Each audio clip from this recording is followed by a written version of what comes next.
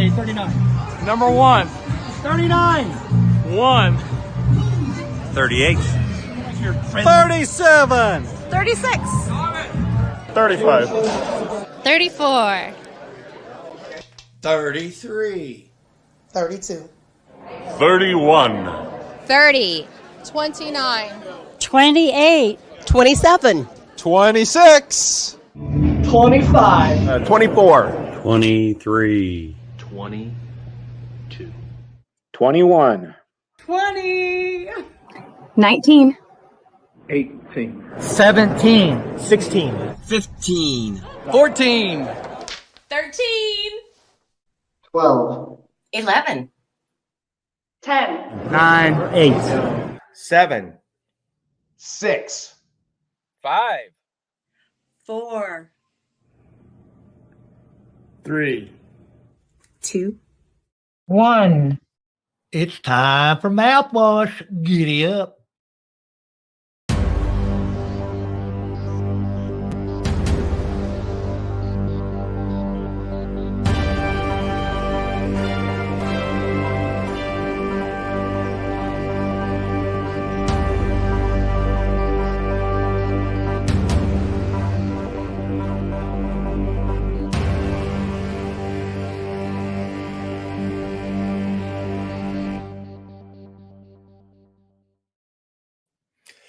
Hi, and welcome to Mouthwash Talk Show, a minty fresh take on politics.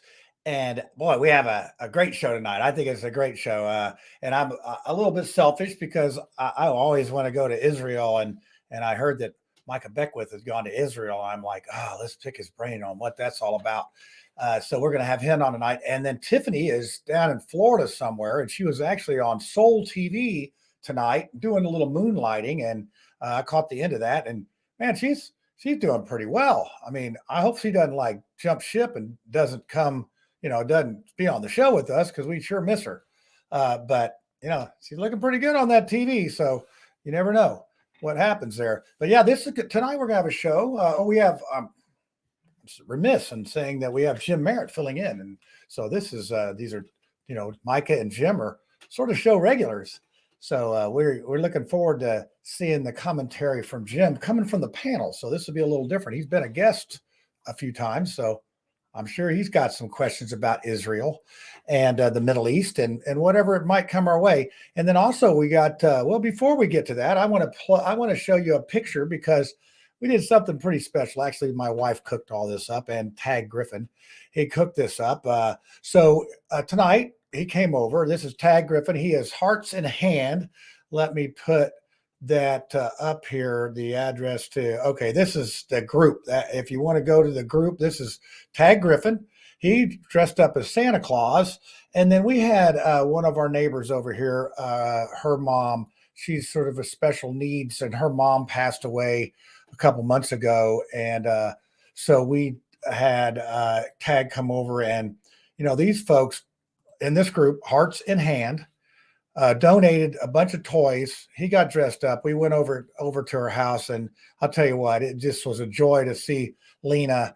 It just really did make her thing. And I'll tell you, that Tag's a character. He told Lena that he had to park his sled at the airport because he can only land on roofs one time a year, and he had to Uber over. So quite a big hit there tonight. So it was very, very, very special tonight for that. So just wanted to share that with you.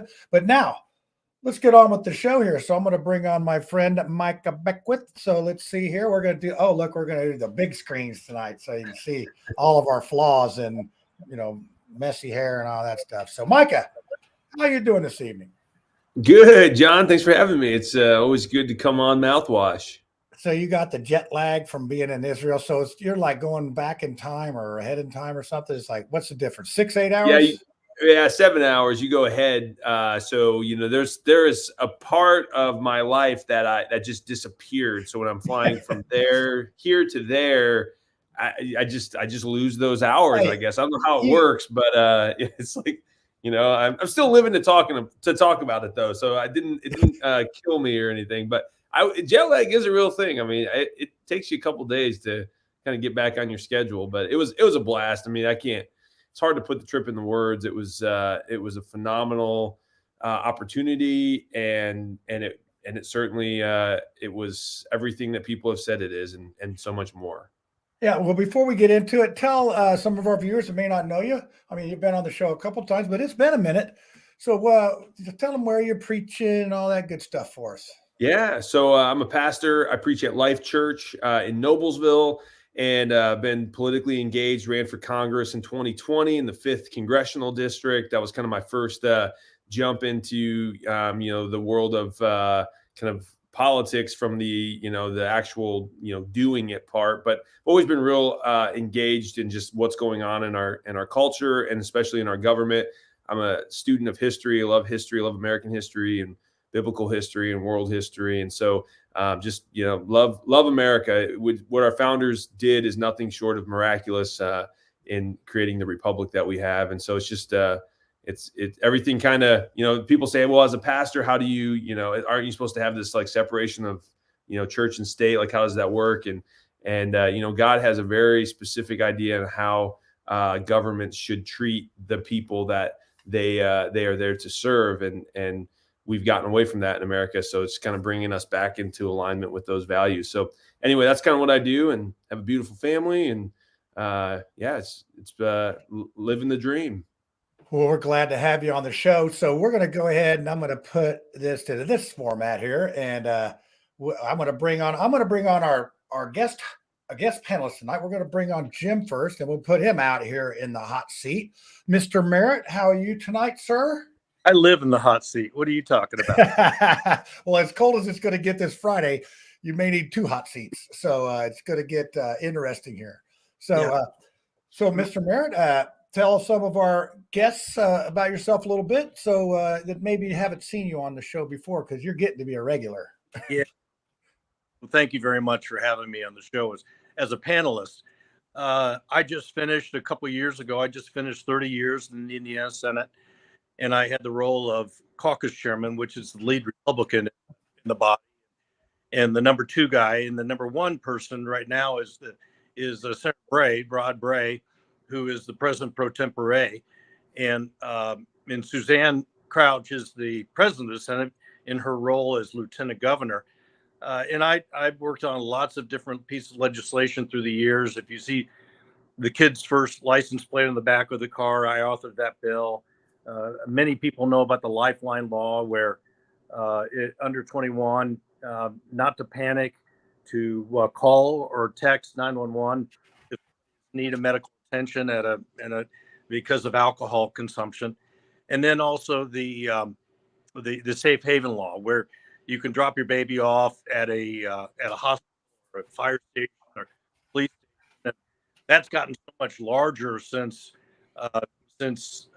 we passed the bill in 2000, and the law came about when a baby Ephraim was left 6 feet away from the emergency room door at Community North Hospital. And so you probably see baby boxes around the Midwest, even outside the Midwest. And that's where that law came from. And so I enjoyed work on the opioid epidemic. And now I'm just, as you know, speaking out on issues that I care about. And I'm really interested to hear about Micah's trip and what his favorite part of the trip actually was. Yeah, I think that, like I said, I was a little selfish on this one. So we're going to go ahead and bring Ed on next. Let's put Ed out here in the hot seat. And Ed, how's it going? Is it snowing up there in South Bend yet? Snowed yesterday to give us a preview, but yeah, we're not looking forward to this weekend. I see you got the beard coming in there, because it's going to be cold, and you're certainly not gray enough to be Santa Claus. So you got a couple more years, maybe 2. For those that missed it a couple of weeks ago, my daughter asked me to shave. She hadn't seen me clean shaven. She's 9, and so I shaved, and then immediately the wife walked in the door and made me promise to never ever shave again. And so yes, you will see hair on this face from now on. Yeah. All right. Well, hey, let's last but not least, let's bring Lucy on. Let's see, Lucy. Look at you, got the Israel flag and everything going on there. It's like such a professional. How are you this evening? Hey, I'm doing great. And I've got to tell you, while Micah was talking about jet lag and things like that, what it really reminded me of is the old Native American saying that only a white man would think that you can take a foot off the top of the blanket, sew it to the bottom of the blanket, and have a longer blanket. That sounds about right. That's Who you good. calling white? Yeah. I don't know, man. I'm totally Heinz 57. And since I grew up Mormon, I've got crazy genealogy family people. They're all into that stuff. And so I go all the way back to Sir Thomas Mallory and, Great Britain. And my grandma Lucy came from Scotland. So her family came from Scotland. So I'm sitting here just about as white as you can be. So, all right. Well, we're gonna put Micah back out here, and I'm gonna start off with the first question. Now, how the heck did you get this opportunity to go to Israel? Oh, that's a good question. I got a call from Rudy Yakum. He's the second congressional congressman elect. Well, he's actually in Congress now. Jackie Walorski was killed in that tragic car accident, and he was caucused in to fill out her term, but he also won the election for the future as well. So he called me a few months ago, and he said, "Hey, there's this opportunity to go to Israel with an organization called AIPAC, which is American Israeli Political Affairs Committee. And they've been around for a long time. They're probably the largest pro-Israeli lobbying organization in the country, probably one of the largest lobbying organizations in the country as well. And what they do is they do a trip for kind of leaders within the country that aren't in Congress that they want to kind of show them, like take them, give them a like on the ground experience what's really going on over there to kind of get rid of all the media hype and all the propaganda that's on the news, and go see it for yourself. And then they also do, for every new member of Congress, they'll take members of Congress on the same trip as well. So you only get to go twice, and you have to be asked to go on this trip. And the only way you'd be able to go twice is if you go as a leader in the state, but then also as a member of Congress. So that's Rudy called me, said, "Hey, you've got a voice. You're doing some good things in Indiana when it comes to pushing kind of conservative ideology. Would you be willing to go on this trip?" And I had just turned down a trip to go to Israel from Turning Point USA with Charlie Kirk's organization. They have a new organization called Turning Point Faith, which gets pastors engaged in the political battles that we're in. And that one, the price tag was just a little bit outside my budget. And it was one of those things where I was like, all right, Lord, I'm just going to put this in your hands. I'd love to go someday. I would love to go to the Holy Land. But I'm just going to trust you. And within a couple of days, no joke, Rudy called me and he said, "Hey, got this." And I laughed. I said, "Man, you're never going to believe what I just was, telling the Lord just a couple of days ago." And this one actually everything was covered. AIPAC covers the trip for you. So it was an amazing opportunity. How do you say no to something like that? But overall, I would say the trip, we did explore some of the ancient holy sites, places where Jesus walked, and that was phenomenal. As a pastor, it's just your spirit just like wants to jump out of your body sometimes when this is a place where Jesus himself actually literally was. But really, this trip had to do a lot with 1948 to now, and kind of the complex problems that Israel faces today, and what we can do as Americans to stand with Israel. So that's really the heart behind that trip, is to give you an honest look at really what Israel is battling in the Middle East. And boy, I'm telling you, they are surrounded by enemies everywhere. It's unbelievable. And before we jump back into you, John, one of the biggest things that stood out to me in this whole trip was Israel doesn't have time to make up problems like we do in the United States. So one of the things is they're not politically correct. They don't worry about being offended if somebody calls you the wrong pronoun, because literally there are bombs dropping in their communities on a regular basis. And you don't have time to make up stupid problems like we do in the United States. And it was actually kind of refreshing. It was like they understand truly what it means to have life and death problems. And in America, we think we do. We think, oh my gosh, somebody offended me because they said something that it really hurt me. And it's like we don't even know the beginning of like what it means to have to deal with really tough issues in the United States. So that's the thing that stood out to me more than anything else on this trip. Yeah, so I'm gonna let Lucy get in here. I have about 10 more questions, but I'm just the host here. So Lucy, what I know you have at least probably 10 questions. And by the way, Dorn is not a fan of Israel. It doesn't look like in the chat. So I'm just gonna tell you that right now. that he's probably gonna have some comments here. And he may yell in Lucy's background. You just never know. Right, if he gets too wound up. So there's so much to unpack with what's going on, but I'd like to kind of lay down just, the general libertarian philosophy, which our founding fathers enshrined as friends to all, allies to none. And so what we have here, and Micah, your trip to Israel is with AIPAC is the most excellent example of lobbying, tourism, and propaganda in order to create a flow of wealth from the American taxpayer to Israel. In 2020, American taxpayers gave Israel $3.8 billion. So your involvement in that organization, them paying for your trip and taking you over there and doing all those things, is nothing more than a very thinly veiled attempt to make people believe that America is good because America is great and that Israel is God's country. I've got news for you. Every human being ever created belongs to God. All of these national borders are simply all of the national borders. Okay, so which humans were not created by God?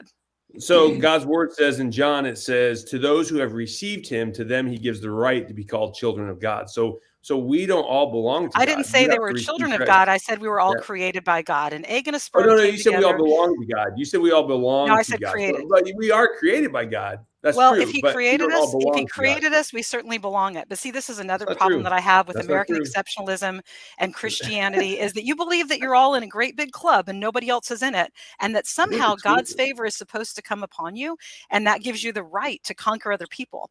So when you look at the Palestinian versus Israeli conflict, and you see the amount of money that AIPAC and the previous organizations like AIPAC dumped tons and tons of money into buying farmland in Israel and farmland in Palestine as all this conflict was happening during the Great War back in 1919, 20, 21, post World War I. All of this money came in from the Zionist Foundation and all this. This is a very, very dark history, and Americans are falling for this. Americans are believing, because they consider America a Christian nation, that we have to stand with this Judeo-Christian values, and that America will not be protected by God unless we funnel money to Israel. And I've got news for you. Netanyahu, other Israeli leaders are outright fraudsters.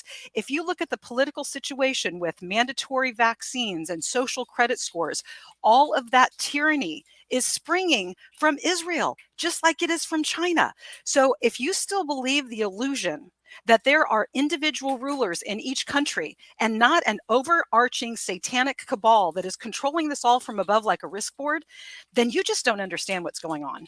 All right, Lucy, is there a question in there somewhere? But I want to know did why. follow along with I it. want to know if Micah agrees that American taxpayer dollars should be taken out of my paycheck and funneled to Israel. Okay, before you go, I thought we were going to talk about Israel first before we got right into it. So that's my bad. I called on Lucy first. I should know these things. Well, first, okay, so there's a lot to unpack there, but let me say this.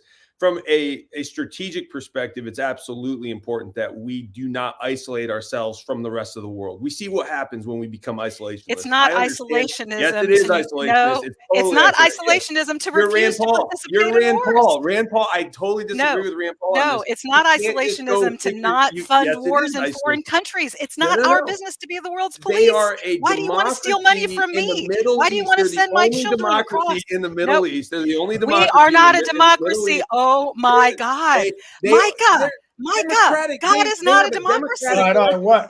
Let Micah go, and then they have a democratic process and they are a strategic ally in that region. And guess what? What I saw there, it's funny that you have a Palestinian flag in front of Israel in your background right now, Lucy. The Palestinians were the ones that were using women and children to block bombs and bullets. And we were in a community where Hamas, the Palestinian Authority in the Gaza Strip right now, were sending rockets, and it was taking out kids playing on a playground. This is wickedness. If you want to say that somehow Israel is the oppressor here, go over there and watch what the Palestinians are doing. They're not good people. I mean, as far as the PA and the Hamas goes, now there are certainly Palestinians who are good people that are embroiled in this and they're just being oppressed by the leadership. But I'm telling you, the leadership in the Palestinians right now, it is absolutely 100% wicked. They're using women and children to do their dirty work, and they're sending missiles into playgrounds in Israel. Like what type? Like this is on par with what Putin's doing. Israelis kill Palestinian children too. Israel does not have blood on their hands. They have blood on their hands, just like on May 1st, 1921, and May 2nd, 1921.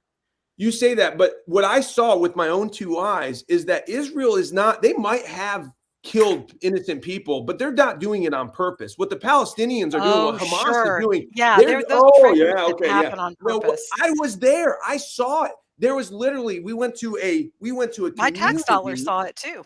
Oh yeah. Oh, your tax dollars saw it? Really? Yeah, apparently my tax dollars saw it because it's pay for me. No, I didn't say to pay for you. AIPAC lobbies people like you, hoping that they can support you into positions of power that you will then have the money to flow back to them. This is just absolute propaganda. What happens when Iran comes in and destroys Israel in that region? What do you think that's going to do to the What happens when the CIA? What happens when the CIA deposes democratically elected leaders in the 1950s in Iran and Iraq, and our CIA destabilizes everything in order to create the profit that is so obvious? How do you not see how you're being played? Iran has literally called for the destruction of Israel and America. And if you think Iran is going to like treat us better once they get rid of Israel, like miraculously somehow they're just going to have a change of heart, they're coming for us at some point. If I had drone bombs, if I had drone bombs double tapping wedding parties, if the great American empire had come in and killed my people, I would also be calling for their destruction. I mean, looking at the American indigenous position. So America's the oppressor in your opinion? Yeah, America's the oppressor all over the world. Absolutely. And you're stealing my tax dollars to do it. Right. Are you claiming that we're getting Barack so far Obama, down in the weeds? All right, Lucy, we have a couple other panelists on here. It appears Lucy has done her homework quite well on this subject. She's wrong. I mean, she's wrong. Let's go to our politician amongst the bunch here, Mr. Merritt. What were you just sitting there listening to this, eating the popcorn? What do you think? Hey, Micah, old pastor, do they have McDonald's there? They do have McDonald's there, but they have nothing with bacon on it. I was like, "Where is the bacon?" Really? There's no bacon in that whole nation. Yeah. So, hey, I went those thinly veiled trips to Washington D.C. and really got a lot out of it.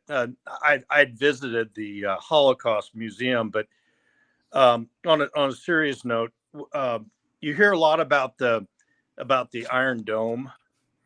Did they talk about that at all with you? Because they did. Yeah. Congressman Carson, I think, voted against it. And did they talk much about that? I guess it's equipment or defense equipment. They did. It's phenomenal. So the Iron Dome in May of 2021 shot down 50,000 rockets within a week. Gaza, the Hamas was launching rockets from Gaza into Israeli communities, and the Iron Dome had a 96% accuracy rate in stopping almost 50,000 rockets. And they did talk very much about that. And the United States didn't create that technology; the Israelis did. But we do help fund the rockets for that. And that just goes to show you Israel really is trying not to have casualties. They should, in my opinion, they should go in there and just wipe all of Hamas out just with one swoop. But they don't want to do that because they know what the rest of the world is going to say. The people like Lucy are going to say Israel's the oppressor. And so what they're trying to do, they're trying to stop the bombs from actually taking out their women and children and innocent people in these communities, because the moment one of those Hamas rockets gets through and it takes out a school in Israel, Israel has no choice but to retaliate and to take out the building where those rockets were being fired. And they don't want to do that. So they're trying to stop these rockets in the air. And so that way they don't have to go into all-out war mode. So they are using great restraint, and the Iron Dome is really helping them, kind of hold off a and all out conflict in that region. It's incredible technology, and thank the Lord that they have it. Yeah. So while you were there, were there any rockets coming in, or was there any bombs going off, or we and didn't? then how do they report that? Is it just like so common that they don't report every one of them? For like tornado warnings here. Sometimes the community we were in, that they were talking specifically about the Iron Dome, that was down by Gaza. They had a rocket fired from Gaza into that particular community 2 days earlier when we got there. So they showed us the mortar that landed by one of their playgrounds, and so that. But I did not see a rocket while I was there. But they said, be watching, because now with the new government being formed and the World Cup being over, that was kind of interesting. They said the World Cup actually kind of holds off a lot of the conflict. People kind of put there. Yeah. So they said with the new government being formed, they're going to be testing that. The World Cup's over. They just said, be paying attention, because it could ramp up here in the next few weeks. Yeah, that's interesting. So Ed, please tell me you got a question about Jesus. No, Jesus is from Mexico. We're talking about right now. So I'm just curious. So we're talking about being in this unbiased trip. How much time have you actually spent in Muslim countries, and did you spend any time on the other side of the border with other people, or? Yeah, so we met with Palestinians as well, and the Palestinians. There's like some really incredible Palestinians doing some great work, like to kind of build the bridge between Israel and Palestine. And so there were actually two different times where we got to sit down with Palestinian leaders and just kind of hear their perspective and what they're trying to do to. I think they were pretty rational Palestinians. That they weren't necessarily the Hamas leaders, but it was.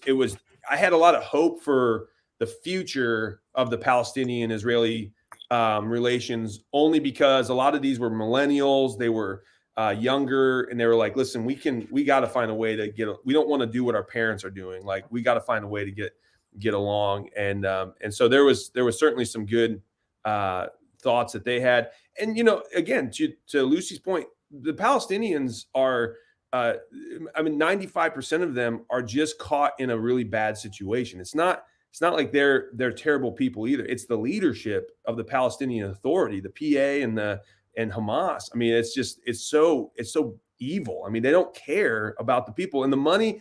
America funnels money to Palestine too. So let's not just say we were just giving money to Israel, but the money that's going to Palestine is not making it to the people. We're giving aid money, and all it's doing is going to prop up Mahmoud Abbas and the PA.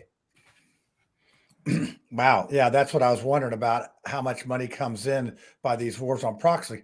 That we used to have that thing over in Ireland. They had the Protestants and the Catholics, right? They finally calmed down. Do you see this sort of running its course at some point, or is it just like game on forever? If it stays between Israel and the Palestinians, I think it'll calm down. The problem is Iran, Russia, Syria, and Hezbollah on the northern borders. Wait. Hold on. We named everybody else besides the United States in that group. So I got to side with Lucy there. We got to throw the United States if you're talking about other countries being involved there. Talk the border. Okay. Well, the U.S. is not necessarily involved on the border with Syria the way that Russia and Iran is. I mean, I saw Russian and Iranian troops kind of all over the place, and they're funneling money into Hezbollah as well. I saw Hezbollah troops even, and so this is. I mean, they're just gearing up for war. I will say this: the United States made a grave mistake in doing what we did in Afghanistan and Iraq. I mean, we basically handed the Shia Muslims, the Iranians, a land bridge from Iran through Iraq over to Syria to hit Israel. I mean, Iraq and Saddam Hussein, as evil as Saddam Hussein was, he was a buffer between Israel and Iran. The interesting thing is the Sunni Muslims do not like Iran. They don't like the Shias. There's a huge conflict going on there.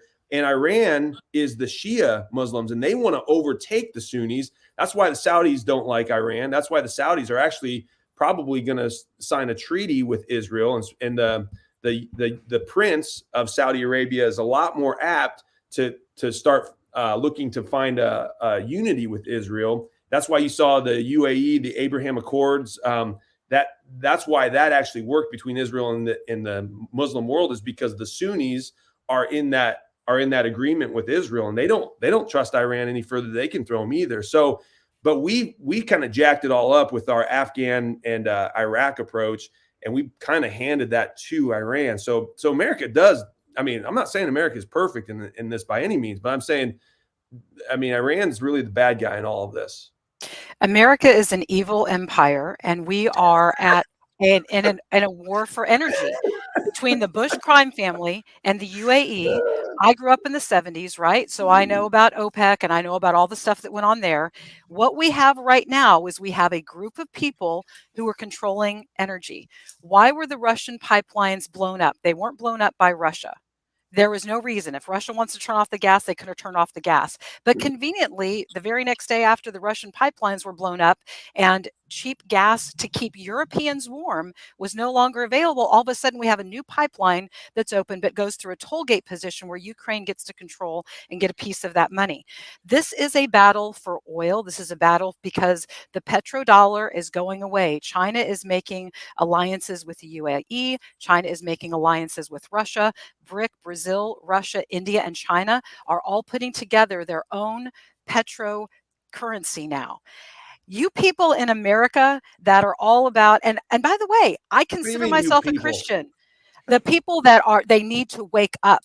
If you believe that, that this is all about Iran versus Iraq, you invoked Saddam Hussein. We funded Saddam Hussein through our CIA. Everything that America does behind the scenes, and I'm not saying it's rank and file Americans like you and I, but the moment that you start invoking spirituality and Jesus and stuff like this, then that invoking only works if you understand that there is a Satanist organization that is above all of this. These countries don't matter. We are just little tax farms with borders on a risk board. There is no Iran versus Iraq versus Israel. There is only Jesus versus Satan. And if you're not seeing the bigger board, man, you got to zoom out. You got to see what's actually going on, because you're missing it. Whoa. So first of all, let me respond to that real quick. I don't necessarily disagree with you, Lucy, that this is an ultimate battle between good versus evil, which is Christ and the demonic. And so I think you're right on that. But I guess my question to you would be, do you think that we should just get rid of all sovereign countries and nations and sing Kumbaya together? Okay, I'm an anarchist, voluntarist. Every nation on earth. I'm an anti-globalist. I don't believe that anyone at all, period, has any authority over me. I was created by my creator to be a free, independent human being. The fact that I'm inside the United States, I'm inside a text. No, every time God said, you want a king, I'm going to give you a king, and it's going to be punishment to you. God created 3 institutions in Genesis. He created the family, the government, and the church, and we all submit to some authority. No, that's your interpretation. And first of all, you being a Christian, you being a Jesus follower, should understand that the Old Testament was for the Jews anyway. So why the heck are you invoking this? Jesus said it. Nope. Jesus himself said he submits to authority. Jesus has one. Oh my God! You're trying to say Jesus is under the authority of Caesar? Of Caesar? He was under the authority of Mary and Joseph. No, he submitted to his parents. He created Mary and Joseph. For goodness sakes, he submitted. I understand he created them. I gotta stop this here. You know what I'm going to do now? I'm going to Jim, give you. We got to get Jim in here because but before Jim gets in here, we're going to have Mark. We're going to have small talk first, and then we're going to. This is going to be really good. I'm sure. Wait till Mark talks about it. I wanted to see where Jesus' footsteps were and all that stuff, but I don't know if we're going to get to there or not. So let's listen to what Mark Small has to say. And then we'll come back, and Jim, I'll let you have the first word when we come back. All right. I'm Mark Small. This is Small Talk for December 20th, 2022. When people talk about the modern state of Israel and they're fundamentalist Christians and they're advocating for the modern state of Israel, there are some real big problems. First of all, modern state of Israel has nothing to do with Israel, the Old Testament, number one. Number two, Anti-Semitism, in other words, discrimination against Jews, was why so many of them were killed over history and also as recently as the Holocaust. At the beginning of the Nazi regime in the 1930s, people from Germany were trying to escape the Holocaust to other places. There was a ship that tried to enter the United States with about 950 people from Germany. They were coming here to avoid the Holocaust. Now, some of the same people who advocated America first back in the 1920s and into the 1930s echo the sentiments today of many people who are advocating for Trump. And they're anti-Semitic. And here's the problem.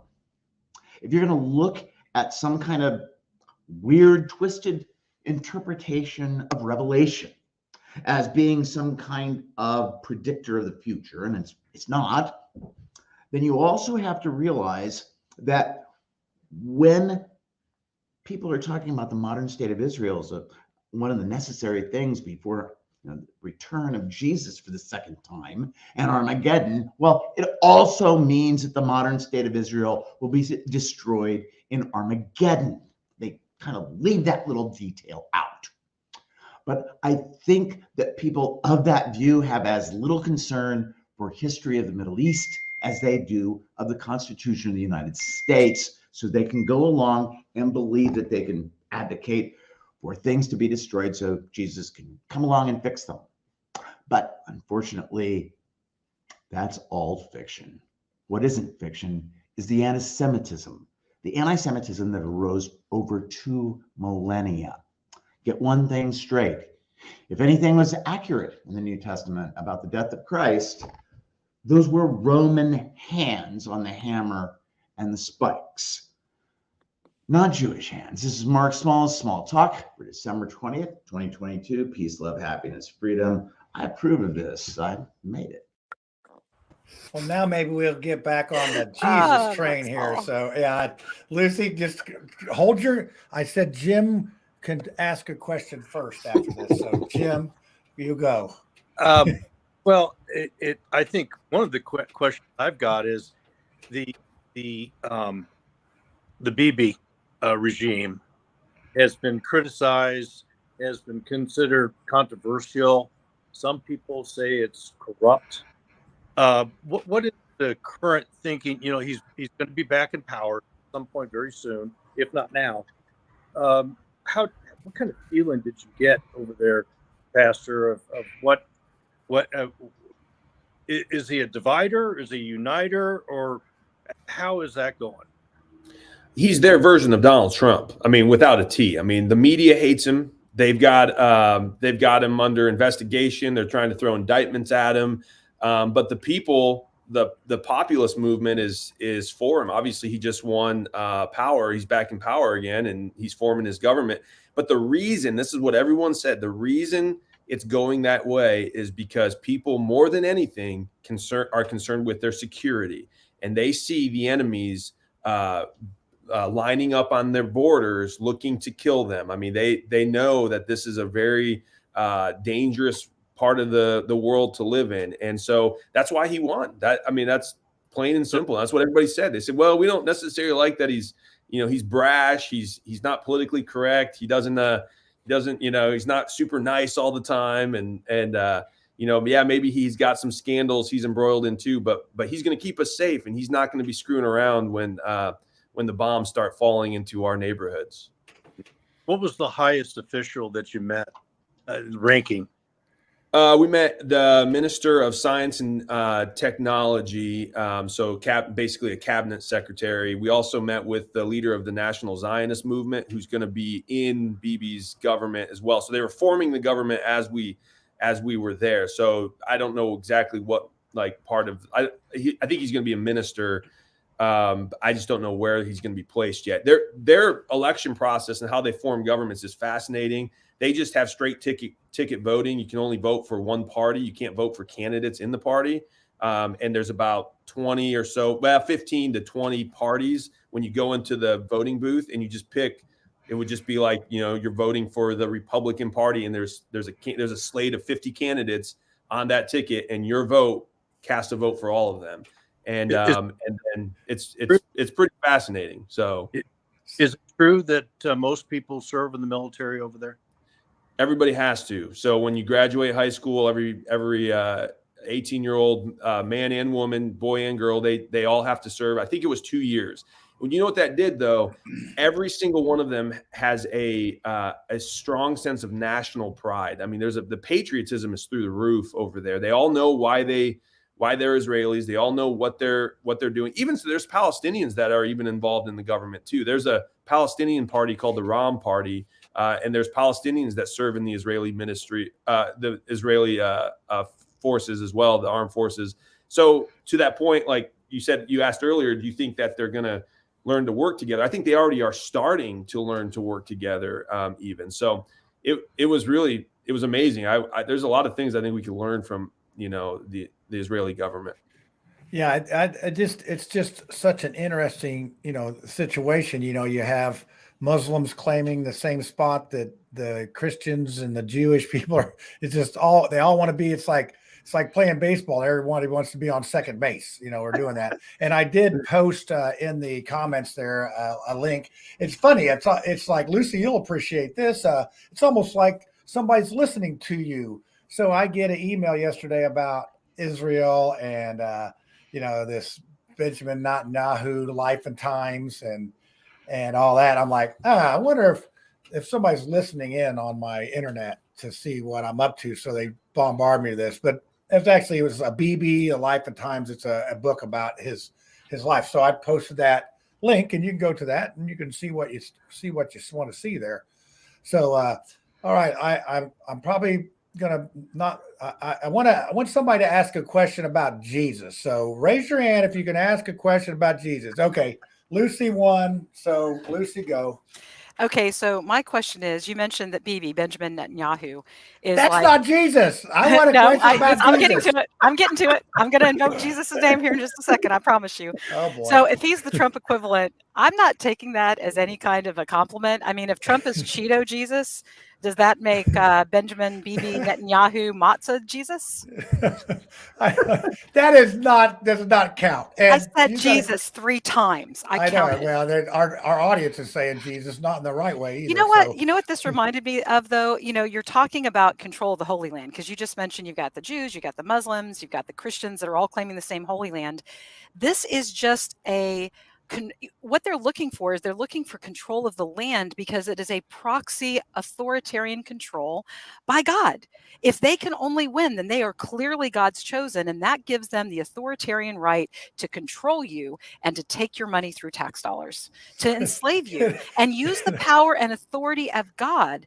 It's a proxy war to make you slaves. I wish you people would just wake up and see it's very, very simple. I can't wake up. I have to sleep, so I go to work tomorrow and make tax for the man. So that's all I got to say about that. Well, really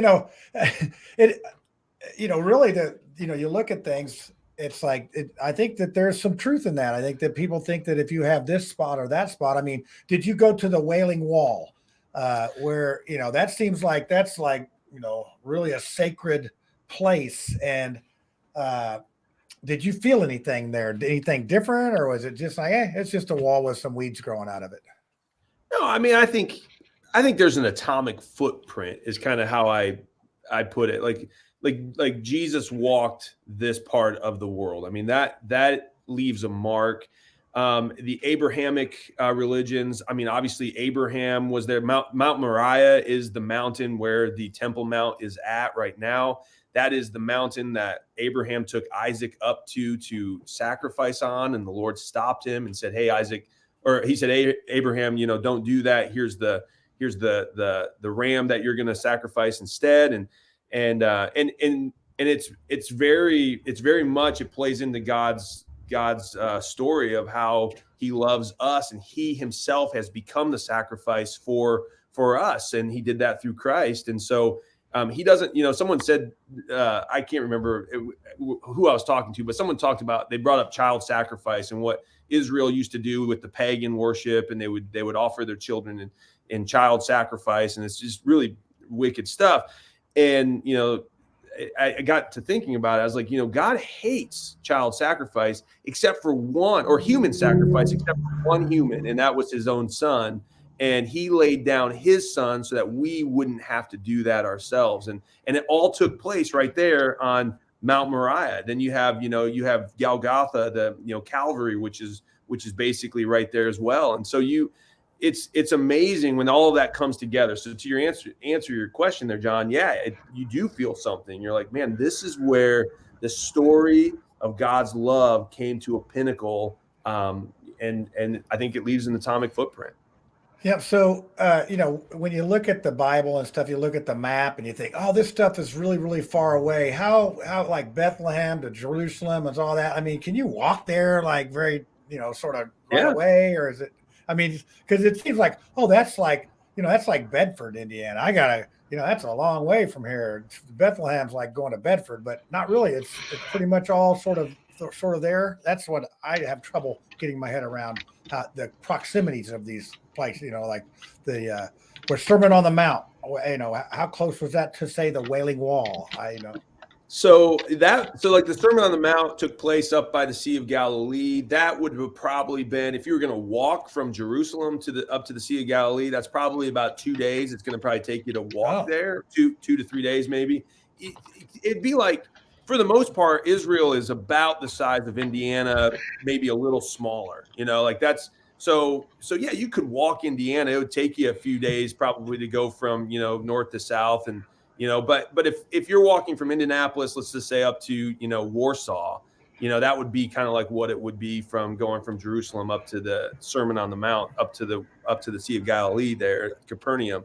So it's not, but it's if you think about it, it's not a real big piece of land. I mean, we could travel it by bus. We were able to travel it within a few hours. So it's all real close, and Bethlehem's not far from Jerusalem. It's in the Palestinian quarters. It's in one of the Palestinian areas, but it's not far. Yeah, it's just amazing. So, Jim Merritt, what would you say? Would you have a question about Middle East policy, possibly, or some kind of a comment, or something that did India, when at your time in the Senate, did you come across any Israel questions or things that you had to deal with, or was it pretty much just, hey, we got Indiana problems? Well, it obviously dominates a lot of headlines throughout the year, and Micah's experience when he's going to go back to his block is immeasurable, and I'm sure he learned a great deal in that trip. And when I took my trip to Washington, it was valuable for me to really understand what was going on in our world, and as well as when the new state was established in the Middle East, how important that was, but how brittle it is. And there's not a question in here, Micah, but tell me what you're going to do with this newfound information, this kind of, I would think it's almost wisdom that you've acquired. What would you, Rudy is a wonderful man, and he called you because you have access to a lot of people and influence how they feel about the world. What do you plan to do with this? Well, I would say that God has given us all a voice, and I think the more you know truth and wisdom, to your point, you speak out. You try to encourage people to know truth, and what does Scripture say? The truth will set you free. And I think it's important to know the truth and what's going on in the Middle East right now. That's a very important piece of land. It's got biblical significance. It's got end time significance. And it's not about controlling people. It's about what does God say is right. And I think that's the point. It's who did God give that land to? Whose land is it? Is it the Philistines? Because they're the people of Canaan. That's where Palestine, that's where they come from. Is it the Philistines' land? It's never been the Philistines' land. God gave that to Israel and through Abraham. I mean, he said, this is your land. And so ultimately, we can think whatever we want to think. And you're more than free to think whatever you want to think. But But ultimately, what I'm going to do with this information is say, hey, what does God say is true about Israel? And you could say, well, that's the Old Testament, and we're in a totally different place. No, I don't believe that. I think it's not. I think it's all plays in to God's truth. And at the end of the day, this is God's land. He created it, and he chooses to give it to whom he wants. Now, that doesn't mean that God doesn't love the Palestinians. It doesn't mean that he doesn't have a heart for all people. He does. Everyone's made in his image. But who he gives that piece of land to is really important. And it was given to Abraham through Isaac, and it was not Ishmael. It was not Ishmael's land. Nowhere do we see that in scripture that it went to Ishmael, who's the father of the Islamic nation. And so it is the Jewish people's land. And so that's what I think. I'm going to take that information, and I'm going to speak out on it. I'm going to try to get people to say, hey, we have a duty as Americans to stand with what God says is true. And if that means that Israel is the rightful owner of that land, and as Americans, we should stand with that. I'm a real estate investor. I'd like to see the deed directly from God to the people that are occupying that land. In writing, the entire earth. Yeah, exactly. I would like to see it. I think it's the Ten Commandments. Is it on stone? It's not. It's when it's on God, the one that Moses dropped. That's where it was. Is that what it was? It's when the Lord told Abraham, this is where I'm leading you. And he told Moses the same thing. He said, Moses, this is the promised land. And it was the land of Canaan. And that was, well, first of all, you have to believe that an oral history of a whole bunch of goat herders has significance in 2022. But I'd like to go on to where you talked about the child sacrifice, because I think it's really important to point out that these same world leaders that I'm talking about, including Ronald Reagan and Nixon and Clinton, they're all going to the Bohemian Grove where they worship Moloch, the owl. These are all the inheritors of the same satanic system that is Baal and Balenciaga. If you saw, one of their photo opportunities where they had the caution tape with Baal, recognizing that they worship Baal. These are the same people that are the Bilderbergers that are getting together. And they're using our perception of what is right and what is wrong and authority of God. And they don't care about any of that. They just want to enslave you. And you're playing right into their hand. But and I agree with the fact that there's a spirit of Baal, absolutely, and Moloch and Ashtra, like those are the three main gods that we're seeing come back into our world. And I'm not saying that every American leader and everything we've done as America is right.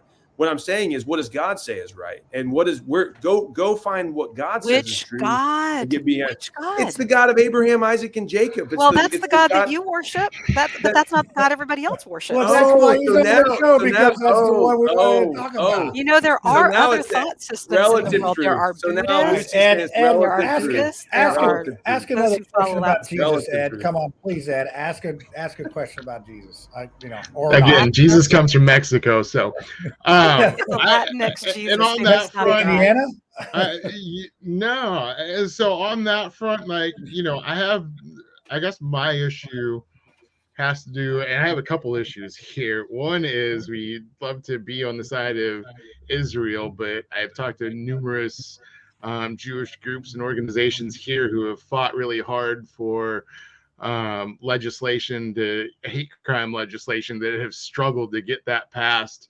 And so we seem to want to make a big issue of it over there, but when churches and synagogues and stuff are being attacked here, we can't seem to get anything on the books there. The other part of it being, especially within the last year or so, last 2 years, there's been, hey, how are we going to teach the history of America? And if we're going to teach the history of what's going on in the Middle East about these people are bad, those people are bad, they're killing, and these people are oppressing. We're living in a land where the indigenous people have been wiped out all throughout Central and South America. You have 90% Christianity. That's not because they just thought it was the most amazing, religion on the face of the earth. That's because the indigenous people were either faced to convert or be eliminated. And so as we're talking and pointing fingers at who's bad, who's evil over time, if you're going to point fingers of what's going on right now, but not be able to take responsibility of what's taken on in the past, I got an issue with that. On my last thing, because I got to end with a question. I know Micah brought up the military, them being having to serve in the military over there. And I believe you said that the women are forced to serve. And so I wanted your take on that, because I know you've said on the show before you're opposed to women serving in the military. And so I just wanted your take on that. I'm not opposed to women serving in the military. I'm opposed to women being drafted against their will. Now, I do, and that's where I would disagree with Israel. But Israel, they don't have as many people as we have in the United States. I mean, they're a small nation. I mean, everyone's kind of pitching in. I think ultimately God's design is for men to be the ones to go into the front lines of the battle. I don't want to send our women and our daughters to do that. I think the men and the sons should go do that. But I do think there's a place for women in the military. Absolutely. I think they add a lot of value. And I'm not sure, I'd have to go back and look. I didn't ask this question when I was there. I don't know if those are frontline battle type positions. There are women who have certainly served in those roles over there, but I don't know if they're forced. Like, it's not like you have to go do that as a woman. I think they give women other jobs that aren't necessarily going to be experiencing combat. Unless they want to. So there were women that I met that had gone into combat. So that certainly happens, but I don't think that's a forced thing. And so I am against women in the draft. I don't think that's right. Michael, you are the quintessential religious right that the left loves to hate, because you're saying that my son has a penis. I have 3 sons. And I have 7 daughters. And so under your religious, there are a lot of very smart people on the left, but that doesn't make them right. You can be intellectually smart. But the fact of the matter is would you sign legislation where my sons would be taken from my home, where my sons, because they have a penis, all of a sudden have to, glom on to your particular brand of, religion? No one should be drafted. The mere fact that you think that anybody should be drafted or have compulsory service is an example of your authoritarian belief that other people's bodies, minds, and souls are yours to gamble with. Put them on the risk board, send the pawns out, let them be killed. But, I want to climb on to what Ed said too, because the Palestinians are being pushed into settlements. Their movements are being restricted. And no better example of that are the very concentration camps under FDR. And on our previous history, we still have American Indians, indigenous people, who were shunted off of their land because people had greater firepower, because people believed that they had the religious right, that America is the promised land. Oh my God, look at these white people. They show up and all of a sudden they say they have the right to this land. And then they shunt people off into reservations. The third reservation in our United States of America is appalling, and I can't believe that you would send my sons off to war. You want to send my sons off to war, you're going to have to go through me. That's really easy for you to say, being in your cush little American protected bubble that you're in. Why don't you give your land to the indigenous people and go give your house to a Native American? Say, I am sorry we took your land. Lead by example. If you really believe my husband is Native American, we are now living on the land. Yeah, there's the Indian right there. You have to marry now a Native American in order for you to actually have. I have Native American in my blood on one side of my family. The fact of the matter is, well, great. So you're here too. Let's be clear here. This argument isn't even about the argument these days is that you're not even allowed to speak about it. And so that we shouldn't even be able to bring it up, that we should be talking about America has been great always. And I'm a Navy veteran. I've served my country, but I also believe that you have to be honest. And I also believe that I didn't get paid. I didn't get a paid trip around the country my trip was unbiased. I got dropped into countries, got dropped into places where I got to go on the ground and meet with people. I wasn't getting shielded around by, some people that were trying to. I can only say my trip was unbiased, and so I do have an issue with that. Sorry, Micah. Well, so but one of the things that we forget is that when Europeans came over to the Americas, they killed a lot of the people with smallpox and the diseases. I mean, they didn't have to slaughter a whole lot of people. They just died. And they're still doing that today with vaccines. Google, now go look at the died. That's a whole nother show. We got so many layers of. And I agree with you on that, Lucy. I thought that we agree on probably way more than we disagree on. But I'm sick and tired of people invoking the authority of God as a way to oppress other people. Okay, but that's not. But if they're doing that, they're not invoking the right authority. God is not an oppressive God. Your God. Your God is an oppressive God because your God is the God of Israel who is drafting women and having compulsory military service when you don't think that people with a vagina should be compulsorily drafted. You said so yourself. Lucy Your brought God is doing that in her A Israel. game for you tonight, Micah. She's brought her A game tonight. She's not playing. I am really passionately anti-war, and I'm a voluntarist, and I'm an Anti-Israel. You're anti-globalist. anti-Israel. I No, get I'm not it. Yeah. anti-Israel any more than I'm anti anything else. But somebody's got to stand up for the Palestinians. Hey, for once, and I'm say good. they've been killed too. Yeah. So Jim's sitting there going, man, and I volunteered for this. I was gonna say I'm gonna pull a Dorn and say, let Jim speak. Is that what?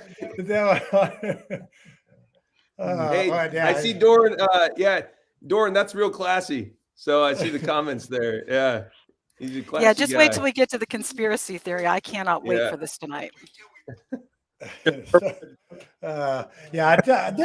show really isn't going how I thought it would go, but that's what you get when you do live shows. So, but we got it, but it is politics. So, it's not really a religious show. So we did talk more politics on this about, what's going on and who we're going to draft, who we're not going to draft and all that.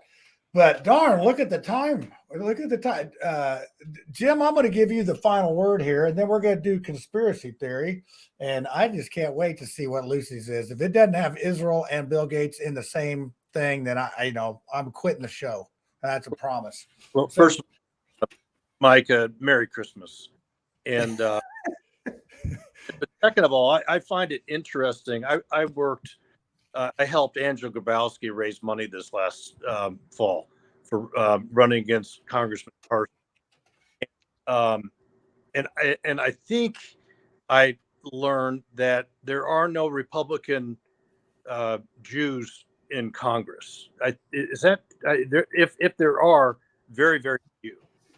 It's a few. I don't know if there's one that I can think off the top of my head. I do know that I was on the trip with a Jewish man from Florida, and he was in the state legislature down in Florida. He's the only Republican Jewish person in the Florida legislature. So it seems like it's relatively uncommon for Republicans to be leaders in at least on the Republican side, Jewish leaders on the Republican side. Mm-hmm. I learned a lot working with Angela, a Russian Jew, and but isn't it important for the Republican to enlarge in its and have more people that represent like the Jewish faith? I think it's important to enlarge in the tent.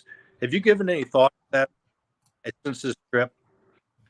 Yeah, I mean, I think the Republican Party is a large tent party. I think we have principles of liberty and limited government. Those are principles that Republicans typically are pushing for. Now, whether or not you get rhinos in there that say one thing and do another, but I think that resonates with a lot of Jewish people when you actually sit down and talk with them. You say, listen, we ultimately want the government to be as limited as possible in your life, and I think I think most people, when you have a rational conversation, they say, yeah, I think that's good. Let me live my life.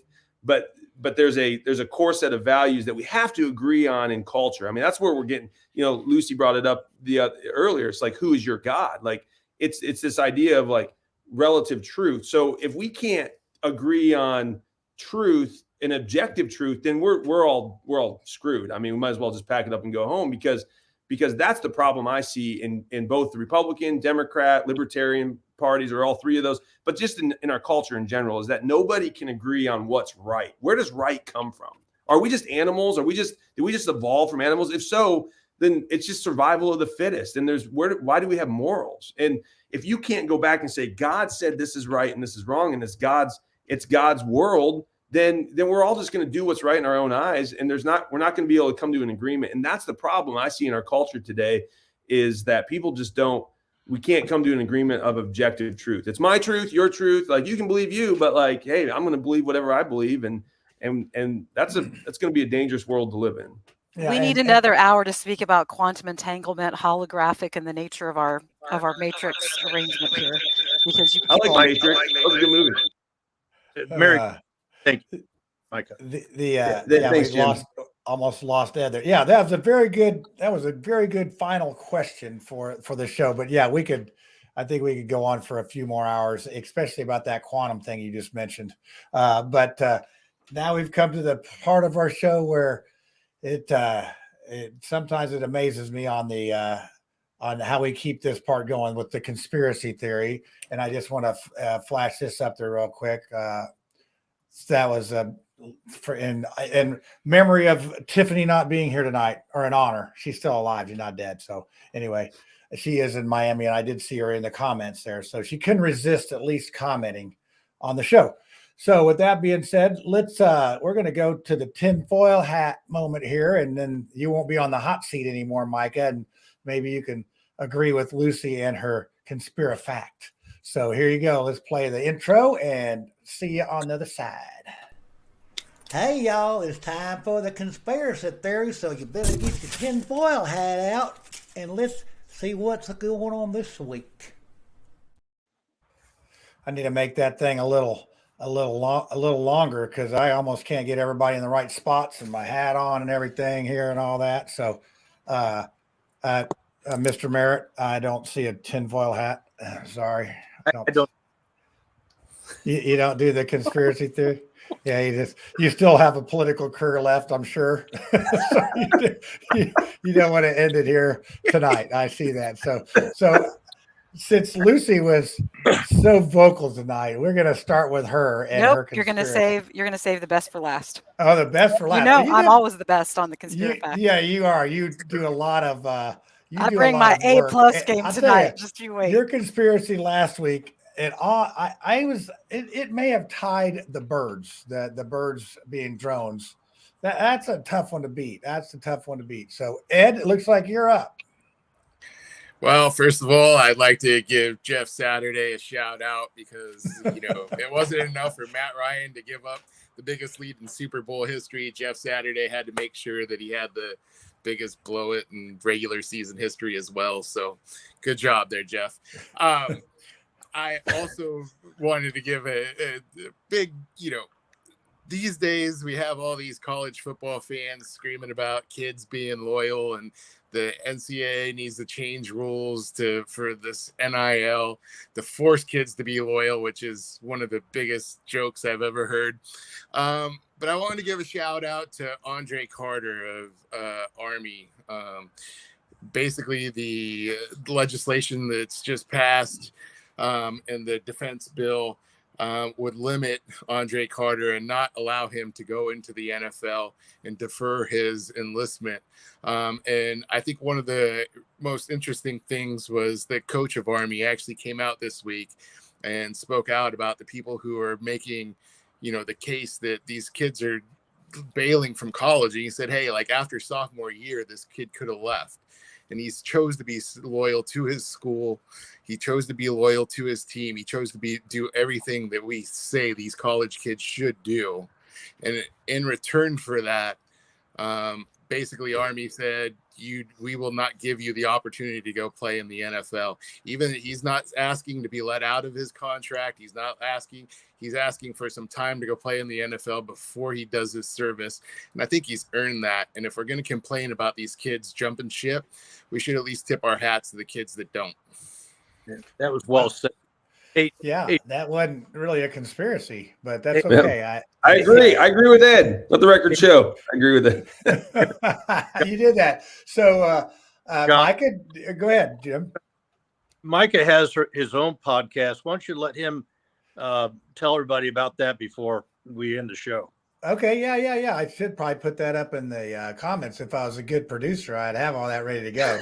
So not. So you can ask. I appreciate that. No, thank you. It's a podcast called Jesus, Sex, and Politics, and we talk about faith and sex and politics. So the things we try to talk about Jesus tonight. Never could get it done. We had some good conversations.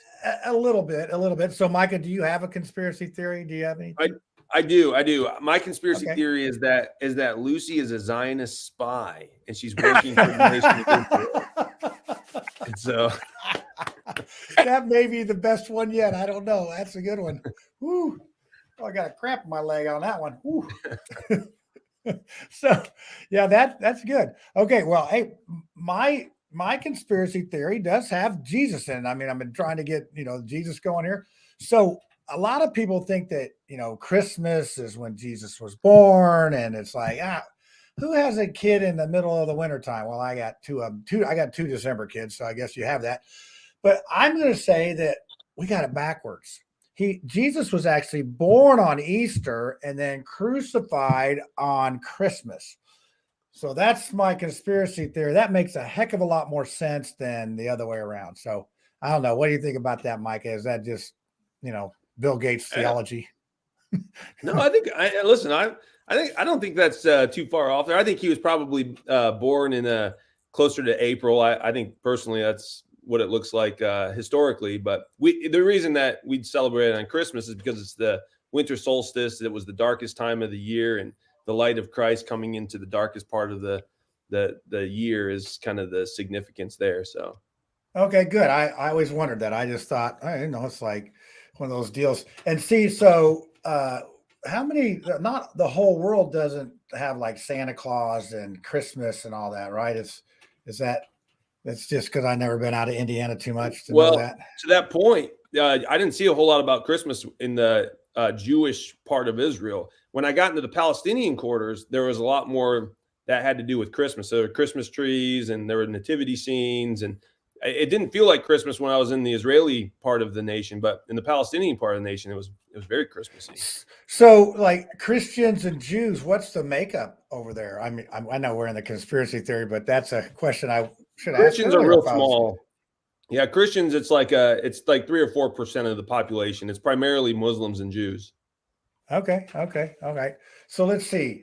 Jim's not going to do it because he's still going to have a political career. Micah, he's brave enough to do that one. All right, Lucy, it's your turn. Go ahead. Yeah, I'm just going to guess, since Jews don't celebrate Christmas, they celebrate Hanukkah instead. Hanukkah Matata. Well, anyway, that was a lame attempt at a joke. Here is the conspiracy theory of conspiracy theories. There's this little joint venture between the Jewish secret police, the Mossad, and the CIA from the United States and MI6 from the British. And it was like an original Airbnb. We call it Epstein's Island. And that was created. And Bill Gates, by the way, went there, 19 times? So that was created so that all of these very evil folks could come together in their supranational goals of enslaving us all. And so that is a joint Jewish Mossad and CIA MI6 effort. I'm just glad to see you could get everybody, take a chunk out of everybody tonight. I can't leave out Elon Musk either, because everything that Elon Musk is doing is absolutely 1,000% in line with a global agenda to enslave people. Klaus Schwab, I call him Satan Klaus of the World Economic Forum, who said you will own nothing and you will be happy, wants us to have chips in our brain. So does Elon Musk. What better surveillance system is there than Starlink that will be able to track everybody? And if there really are Jewish space lasers, wouldn't Elon Musk be able to put them in Starlink drones? Just saying. Oh, man. Hey, you got you've been driving by yourself too many appointments. I mean, I will say this. That's in line with end time prophecy a lot more than you would think. You will have. I've read Revelation. I know it doesn't have an S on it.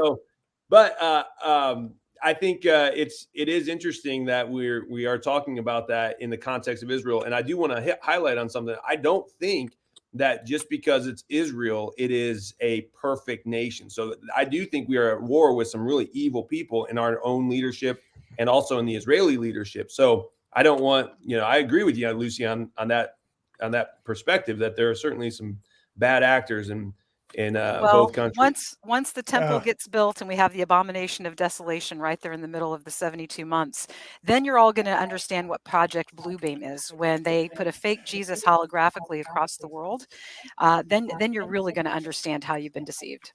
But I will say this. Last thing, the secret weapon that we as normal Americans have is a little thing called the Second Amendment. And so, we might go down, but we'll go down with at least a shot because we've got the Second Amendment. That's why We got to defend the Second Amendment at all costs. Do you agree, Ed? Amen. Is that an amen from Ed? Yes.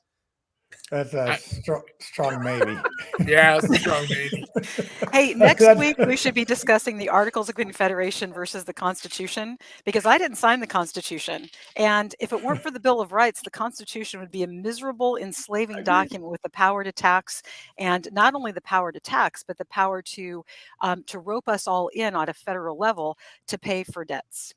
The Constitution. I could agree with that tax thing. I'm tired of paying taxes. The government doesn't come out and lay bricks with me. They shouldn't get none of my booty. So there you go.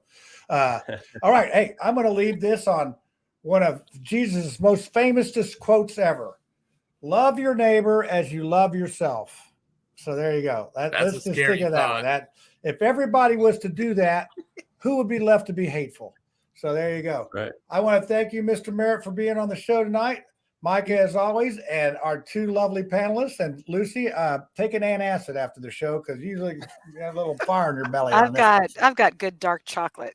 I'm good. All right, yeah, and a little wine too. Maybe you should get some with Tiffany. So I don't drink or smoke at all. There we go. Maybe that's what it is. Maybe I'm just not a wino. That's it. Good. All right, everybody. Let's say peace out, and we'll catch you on the other side of this thing next week. Hey, I don't know who we have for the 100th episode. Maybe we'll get Benton Knob and Yahoo on here or whatever. Yabba dabba doo. So, all right, everybody. Over now.